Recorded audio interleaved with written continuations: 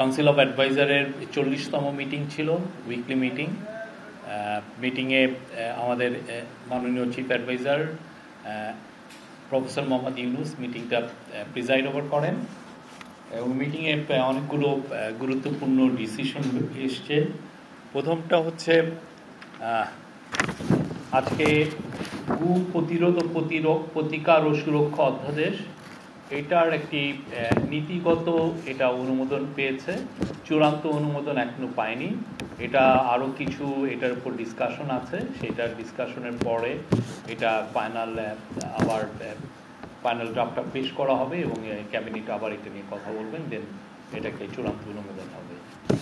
আপনারা জানেন 30 তারিখে বাংলাদেশের পুরো বিশ্বেই গুম প্রতিরোধ গুম প্রতিকার নিয়ে সারা বিশ্বে একটা ইন্টারন্যাশনাল ডে পালন করেন। তো আমাদের গভর্নমেন্টের এটা একটা অনেক দিন ধরে আমরা এটা নিয়ে কাজ করছি, এই গভর্নমেন্ট, যে বাংলাদেশে যাতে আর কোনো দিন কোনোভাবে গুম যাতে না হয় এবং গুমকে যারা করবে এবং তাতে কীভাবে প্রতিকার করা যায় এবং প্রতিরোধ করা যায় এবং গুম আক্রান্ত যারা আক্রান্ত হবেন এবং তাদের পরিবারকে কীভাবে সুরক্ষা দেওয়া যায় সে বিষয়ে একটা আইন নিয়ে অনেক দিন ধরে কাজ হচ্ছে। এটার আজকে একটা ড্রাফট এসেছিল, এটা নিয়ে অনেক বড় ডিসকাশন হয়েছে। দ্বিতীয় হচ্ছে 3টি স্থলবন্দর বন্ধ ঘোষণা করা হয়েছে। 3টি স্থলবন্দর বন্ধ ঘোষণা এবং একটি স্থলবন্দরের অপারেশন কার্যক্রম স্থগিত রাখার প্রস্তাব অনুমোদিত হয়েছে। এই 3টি স্থলবন্দর হচ্ছে চিলাহাটি, দৌলতগঞ্জ, তেগামুখ স্থলবন্দর। এই 3টা বন্ধ এটা শাটডাউন হয়ে যাবে। আর একটার বাল্লা স্থলবন্দরের অপারেশনাল কাজকর্ম আপাতত স্থগিত রাখা হয়েছে, এই বিষয়ে ডিসিশন এসছে।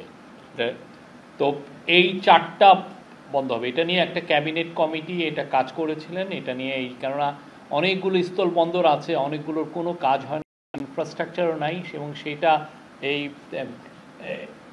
স্থলবন্দরগুলো রান করতে আমাদের এই গভর্নমেন্টের ট্যাক্স পেয়ারদের অনেক ট্যাক্স পেয়ার্সের মানি খরচ হয়। তো সেই জন্য আর কি এই ডিসিশনটা এসছে যে যেগুলো আসলে কোনো কাজই হচ্ছে না, অথচ সেখানে দেখা যাচ্ছে যে আমাদের অনেক অফিসিয়ালকে পোস্টিং দিতে হয়, সেখানে কিছু খরচ হয়। তো এই জন্য এই 3টিকে শাটডাউন করার ডিসিশন নিয়েছেন আছে কাউন্সিল অফ অ্যাডভাইজার এবং একটির মানে বাল্লা স্থলবন্দরের অপারেশনাল কার্যক্রম স্থগিত ঘোষণা করা হয়েছে। আরও 4টি আছে, তো এটা নিয়ে পরবর্তীতে আরও আলোচনা হবে। আজকে আরেকটা বড় ডিসিশন ছিল যে ফকির লালন শাহের তিরোধান দিবসকে ক শ্রেণীভুক্ত দিবস ঘোষণার প্রস্তাব অনুমোদন হয়েছে। আপনি জানেন ফকির লালন শাহ আমাদের কালচারাল আইকন। তার তিরোধানের দিনে আমাদের যারা লালন সঙ্গীত বা বাউল সমাজ আছেন তারা এটাকে সারা বাংলাদেশে তারা এটাকে সেলিব্রেট করেন। এবং আপনি জানেন লালন একজন ফিলোসোফার ছিলেন, তার গান আমাদের সবাইকে অনেক মানে যুগের পর যুগ আমাদেরকে ইন্সপায়ার করেছে। বাংলাদেশের মানুষের সংস্কৃতির সাথে প্রতিটা গ্রামের সংস্কৃতি লালনের একটা অবিচ্ছেদ্য অংশ আছে। এই লালন তিরোধান দিবস জাতীয়ভাবে ক শ্রেণীভুক্ত দিবস হিসেবে স্বীকৃতি পেলে বিশ্ববিদ্যালয়, গবেষণা প্রতিষ্ঠান ও সাংস্কৃতিক সংগঠনসমূহে লালন চর্চা ও গবেষণা আরও বৃদ্ধি পাবে বলে সংস্কৃতি ও বিষয়ক মন্ত্রণালয় বিশ্বাস করে। এটা আজকের যে ক্যাবিনেটে এটা উত্থাপন হয়েছে। একই সঙ্গে এই সিদ্ধান্ত বাংলাদেশকে গ্লোবাল কালচারাল এরেনায় তার সেরা সম্পদগুলোকে সবাইকে মেলে ধরার একটা সুযোগ তৈরি হচ্ছে এবং এটা মানে পুরো জাতীয়ভাবে এটা একটা সেলিব্রেটের একটা এখন থেকে এটা হওয়ার একটা সুযোগ তৈরি হলো। আমরা এটা আজকে আমাদের কাউন্সিল অফ অ্যাডভাইজার এই প্রস্তাবটা অনুমোদন করেছেন। আরও 2-1টা প্রস্তাব ছিল যে আমাদের বর্তমান যারা কালচারাল আইকন আছেন, যেমন ধরেন হুমায়ুন আহমেদ, সুলতান আমাদের খুব বড় পেইন্টার, এবং আয়ুব বাচ্চি আমাদের রক মিউজিকের উনি একজন বড় কালচারাল আইকন। তো তাদেরকে নিয়েও অনেক আলোচনা হচ্ছে, বাট আজকে ডিসিশন এসছে যে শুধুমাত্র ফকির লালন শাহের তিরোধান দিবসকে ক শ্রেণীভুক্ত দিবস ঘোষণার প্রস্তাব অনুমোদিত হয়েছে। এর আগে এরকম কালচারাল মিনিস্ট্রির এইভাবে ক শ্রেণীভুক্ত দিবস আছে হলো নজরুল এবং কবি কাজী নজরুল ইসলামের ওনার তিরোধান এবং ওনার মৃত্যু এবং ওনার জন্মবার্ষিকী এবং নজরুলের এবং রবীন্দ্রনাথ ঠাকুরের মৃত্যু এবং জন্মবার্ষিকী। এই ছিল। আর আরেকটা হচ্ছে যে আমাদের আজকে একটা রেগুলার গত 27 থেকে 29 জুলাই 2025 মেয়াদে ইথিওপিয়ার রাজধানী আদিস আবাবায় অনুষ্ঠিত UNFSS+4 সামিটে মাননীয় খাদ্য উপদেষ্টার নেতৃত্বে বাংলাদেশ প্রতিনিধিরা অংশগ্রহণ করেছিলেন। সেই সংক্রান্ত একটা প্রতিবেদন আজকে ক্যাবিনেটে প্রেজেন্ট করা হয়। এই ছিল আজকে ক্যাবিনেটের মিটিংয়ে। এছাড়া একটু দুই একটা ডিসিশন ক্যাবিনেটে যেগুলো আলাপ হয়েছে, যেমন প্রকৌশল বিশ্ববিদ্যালয়ের ছাত্রদের যে ডিমান্ড সেটা নিয়ে আজকে 3টার সময় আজকে মিটিং হচ্ছে অ্যাডভাইজার ফজল কবির খানের নেতৃত্বে। এটাও আছে ক্যাবিনেটে। আমি গুম সংক্রান্ত বিষয়ে একটু বলছি। সেটা হচ্ছে যে আজকে জাতিসংঘের, আপনি জানেন জাতিসংঘের সাধারণ পরিষদ গৃহীত international convention for the protection of all persons from enforced ডিসঅ্যাপিয়ারেন্সে বাংলাদেশ 2024 সালের 29শে আগস্ট অংশীদার হয়। উক্ত কনভেনশনের আলোকে এবং সংবিধানের সংরক্ষিত জীবন ও ব্যক্তির স্বাধীনতার অধিকার কার্যকর করার উদ্দেশ্যে গুম প্রতিরোধ, প্রতিকার ও সুরক্ষা অধ্যাদেশ 2025 প্রণয়ন করা সমীচীন। মহামান্য রাষ্ট্রপতি বিগত 6 আগস্ট 2024 সালে দ্বাদশ জাতীয় সংসদ ভেঙে দিয়েছেন এবং গুম প্রতিরোধ, প্রতিকার ও সুরক্ষা অধ্যাদেশ 2025 15 লক্ষ্যে আশু ব্যবস্থা গ্রহণের জন্য প্রয়োজনীয় পরিস্থিতি বিদ্যমান রয়েছে। বর্ণিত প্রেক্ষাপটে গুম প্রতিরোধ, প্রতিকার ও সুরক্ষা অধ্যাদেশ 2025-এর খসড়া প্রস্তুত করা হয়। গুম প্রতিরোধ, প্রতিকার ও সুরক্ষা অধ্যাদেশ 2025-এর খসড়া বিষয়ে গুম সংক্রান্ত তদন্ত কমিশনের মতামতের ভিত্তিতে Bangladesh legal AIDS and services, blast, human rights watch, আপনি জানেন এটা নিউ ইয়র্ক ভিত্তিক একটি হিউম্যান রাইটস অর্গানাইজেশন, এবং অন্যান্য মানবাধিকার প্রতিষ্ঠান ও সংস্থা থেকে প্রাপ্ত মতামত বিবেচনায় নিয়ে এবং আইন ও বিচার বিভাগ কর্তৃক আয়োজিত 2টি মত বিনিময় সভা থেকে প্রাপ্ত মতামত ও পরামর্শ পর্যালোচনা পূর্বক খসড়া পরিমার্জন করা হয়। খসড়া অধ্যাদেশটিতে গুমকে সংজ্ঞায়ন সহ চলমান অপরাধ হিসেবে বিবেচনা করে মৃত্যুদণ্ড সহ কঠোর শাস্তির বিধান রাখা হয়েছে। গোপন আটক কেন্দ্র স্থাপন বা ব্যবহারকে শাস্তিযোগ্য অপরাধ ঘোষণা করা হয়েছে।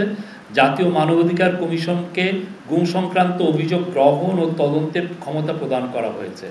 খসড়া অধ্যাদেশটিতে গুম প্রতিরোধ, প্রতিকার ও সুরক্ষা সংক্রান্ত বিশেষ ট্রাইব্যুনাল গঠন ও অভিযোগ গঠনের 120 দিনের মধ্যে বিচার সম্পন্নের বাধ্যবাধকতা, ভুক্তভোগীর তথ্য প্রচারকারী ও সাক্ষীর অধিকার সুরক্ষা, ভুক্তভোগীর ক্ষতিপূরণ ও আইনগত সহায়তার নিশ্চয়তা সম্বলিত বিধান সন্নিবেশ করা হয়েছে। অধ্যাদেশটিকে গুম প্রতিরোধ, প্রতিকার ও সুরক্ষার নিমিত্তে তহবিল গঠন এবং তথ্য ভান্ডার প্রতিষ্ঠার বিধানও অন্তর্ভুক্ত হয়েছে। এটা ছিল আজকে উপদেষ্টা পরিষদে এটা প্রেজেন্ট করা হয়, বাট এটা নিয়ে আরও ডিসকাশন হবে সামনে। আজকে জাস্ট নীতিগতভাবে এটা অনুমোদিত হয়েছে। সামনের আরও মিটিংগুলোতে এটা চূড়ান্ত অনুমোদনের জন্য এটাকে আবার নিয়ে আসা হবে। Thank you. আর এটা আপনি জানেন যে আগে যেটা হয় যে আমাদের যারা বর্ডার এরিয়াতে যারা রাজনীতিবিদ আছেন স্থানীয়, তারা অনেক সময় তাদের রাজনৈতিক বিবেচনায় এই স্থলবন্দরগুলো অনুমোদন নিয়ে এসেছিলেন এবং এই অনুযায়ী কাজও হয়েছিল। কিন্তু সত্যিকার অর্থে ওই পারে সেরকম কোনো ইনফ্রাস্ট্রাকচার তৈরি হয়নি এবং এগুলো দিয়ে সেরকম কোনো মিনিমাম কোনো ট্রেড হয় না। তো সেই জন্য আসলে এইখানে একটা ইনফ্রাস্ট্রাকচার রাখা, একটা স্থলবন্দর রাখা এই সরকারের জন্য একটা এক্সট্রা একটা খরচের বার্ডেন তৈরি হয়। এটার আউটকামটা হচ্ছে যে পুরো, আচ্ছা আমি আমার সহকর্মী আজাদ মজুমদার ছিলেন, উনি আপনাকে বলতে পারবেন।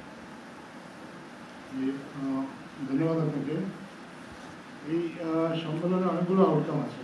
প্রথমবারের মতো আমরা এখানে আন্তর্জাতিক সম্প্রদায়ের কাছে যে রোহিঙ্গাদের যে ভয়েসটা, সেই ভয়েসটা রোহিঙ্গারা সরাসরি কথা বলার সুযোগ পেয়েছেন আন্তর্জাতিক সম্প্রদায়ের সামনে। কারণ আপনি দেখেছেন এর আগে রোহিঙ্গা ইস্যুতে অনেকগুলো বিভিন্ন সময় বিভিন্ন দেশে বিভিন্ন ফোরামে কথা হয়েছে, কিন্তু সেখানে কখনো রোহিঙ্গাদের প্রতিনিধিত্ব সেভাবে ছিল না, থাকলেও একেবারে মিনিমাম লেভেলে ছিল। এটা প্রথমবারের মতো যে সম্মেলনটার যে একটা সেশন হয়েছে, সেখানে রোহিঙ্গারা সরাসরি তাদের কথাটা বলতে পেরেছেন এবং আন্তর্জাতিক সম্প্রদায়ের যারা প্রতিনিধি আছেন তারা আপনার সরাসরি এটা তাদের কাছ থেকেই শুনেছে।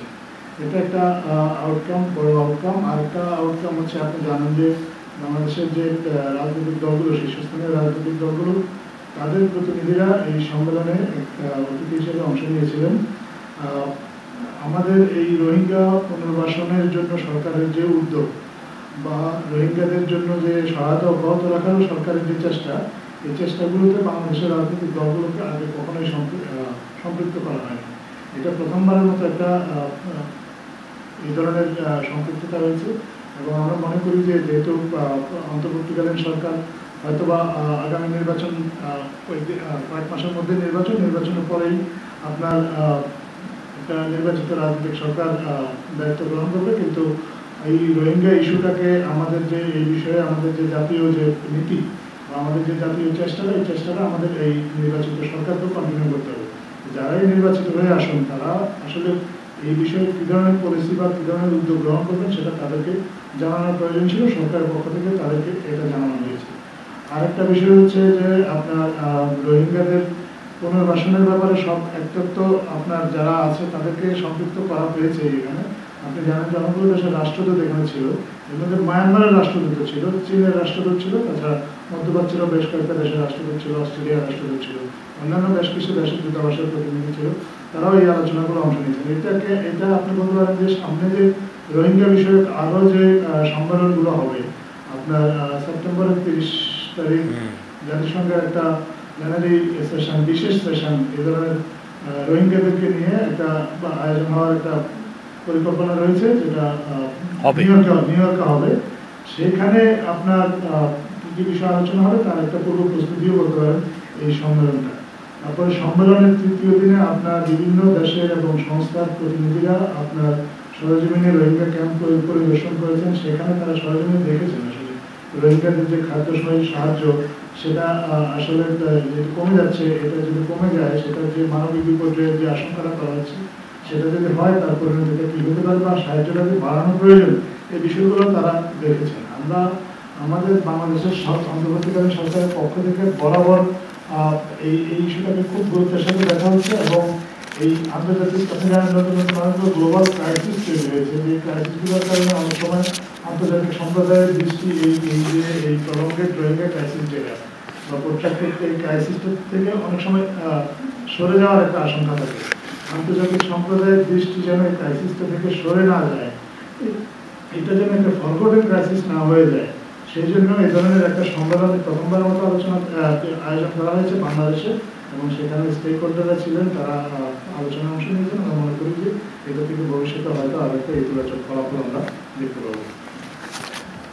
আজকে ক্যাবিনেটে আরও একটা বিষয় আলোচনা হয়েছে, আমি ভুলে গিয়েছিলাম বলতে। সেটা হচ্ছে যে আপনারা জানেন যে ইন্টারিম গভর্নমেন্ট সংস্কার যে প্রস্তাবগুলো এসছে 11টা সংস্কার কমিশনের থেকে, তার মধ্যে একটা তো কনস্টিটিউশনাল রিফর্ম কমিশন, তাদের প্রস্তাবনা নিয়ে আসলে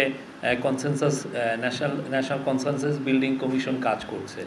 তো তার বাইরে যে 10টা সংস্কার কমিশনের 367টা সংস্কার প্রস্তাব নিয়ে ক্যাবিনেট প্রতিনিয়ত আপডেট ক্যাবিনেটে প্রতি সপ্তাহে দেওয়া হচ্ছে। এই আজকে জানানো হয় যে 365টা যে সংস্কারের যে কাজ, এই কাজগুলোর মধ্যে ভাগ করা হয়েছে যে 167টা হচ্ছে রুটিন কাজ, আর বাকিটা হচ্ছে 200টি হচ্ছে রিফর্ম। তো 167টা রুটিন কাজ এবং রিফর্ম কিভাবে ইমপ্লিমেন্ট হচ্ছে সেগুলো নিয়ে আজকে আবার বিস্তারিত প্রথমেই ক্যাবিনেট মিটিংয়ের প্রথমেই এ বিষয়ে আলোচনা হয়েছে। এবং মিটিংয়ে বলা হয় যে মোট 48টা প্রস্তাব সোফা রিফর্ম যে প্রপোজাল রুটিন এবং রিফর্মের রুটিন কাজ এবং রিফর্মের মোট 48টা প্রপোজাল বাস্তবায়িত হয়েছে। Thank you.